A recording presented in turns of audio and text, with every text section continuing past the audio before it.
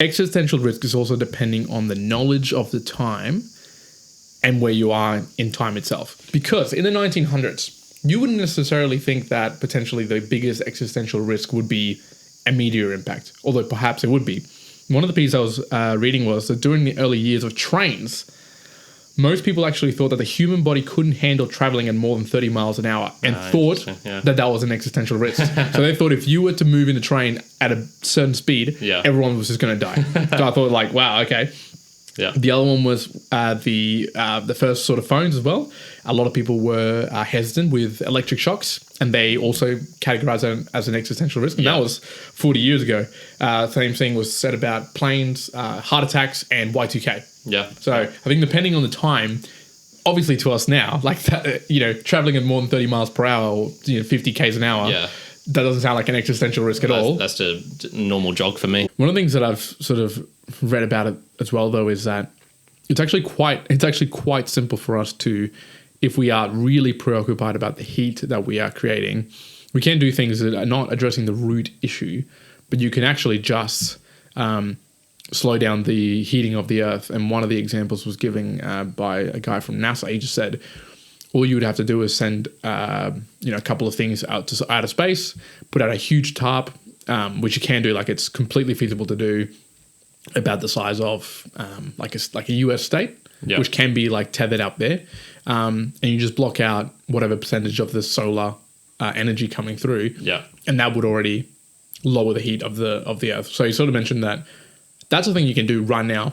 Not a problem. If we had to do it next year, we could. But obviously that doesn't address the direct issue of the fact that we are, polluting and doing other things to the world. The good things that is occurring from it, which you don't hear as well. I have not heard this. So because there's so much more carbon in the atmosphere, there's actually a lot more forest. Like the Earth is greener than it ever has been before because there's so much more carbon. So the plants which survive off carbon, there's like extra food source for them. So there's these huge areas which are becoming green, which were never green before, just because there's more carbon in the atmosphere for them to suck up. Yeah, okay. And I don't know this one for sure, but I'm imagining like warmer climates will release some areas that were previously like too cold to be able to start farming there and doing other things there. So like one of the things I think is just not talked about is it can also be a good thing that it's heating up. I think the thing with it is it gets caught up with environmentalism as a whole, and I think those two should maybe be like separated a bit. So maybe like the risk of destroying the planet and everyone dying should be separated from we're polluting the oceans and this is going to make certain types of animals die. We're risking extinction of those and things like that, which are not existential. I think those two things can be separated, but at the moment they're all put in this one thing. So when you say you're against climate change, what you're really against is the whales dying because and the turtles eating plastic. Just mention one that will 100% happen. Yeah, I was gonna. But it won't matter to us. So, wish I could remember. Don't know if it's the Andromeda Galaxy or another galaxy, but it is known that in 210,000 years, something like that, right, it will clash with the Milky Way galaxy. Yeah. And one of three things will happen. Either one, the black holes will collide and eat everything that there is, and we all die. Whatever's here dies. Two, we get flung far and wide into like just outer space, and it just goes into darkness, and we die because we have no sun. Yeah. Or three, you will get just consumed by all the stars exploding, and you will also explode. Yeah. So there's things like that I can go, that is a 100% existential risk. Like that's going to happen. Yeah. No matter what, no matter what we do, unless we move out of the Milky Way. Yeah.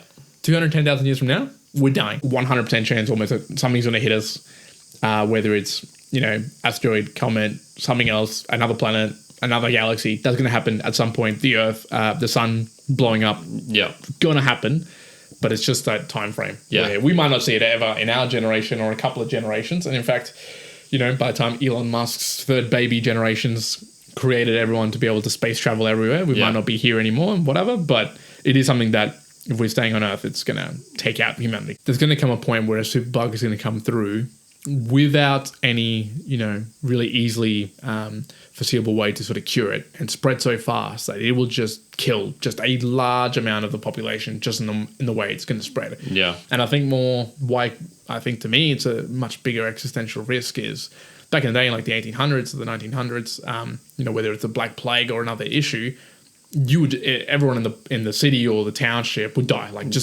pretty much everybody would die, but it would be localized. Yeah. Travel wasn't a varying thing. Yep. Now we're seeing with the corona virus, right?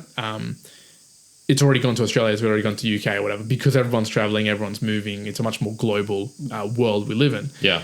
And it'll just take something similar to that, sort of diseases that have come through in the past, to spread and become global really quickly.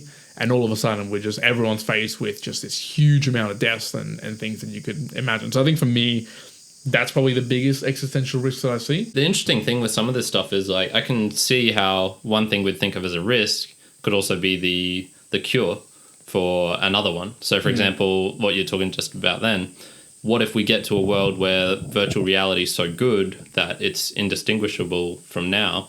And so we just say, okay, we've got our AI, they can handle like the electricity, because all we need is really electricity and some food and nutrients and stuff. They go out into the real world and do all the stuff, and we stay in our, individually in our sort of like cloistered homes, but I interact with you. It's just as real as we're doing now. Yeah, subjectively, but obviously we're just doing it via electrons and whatnot through our computers. Yeah. That eliminates the risk of us getting viruses, because I'm never actually meeting someone face to face.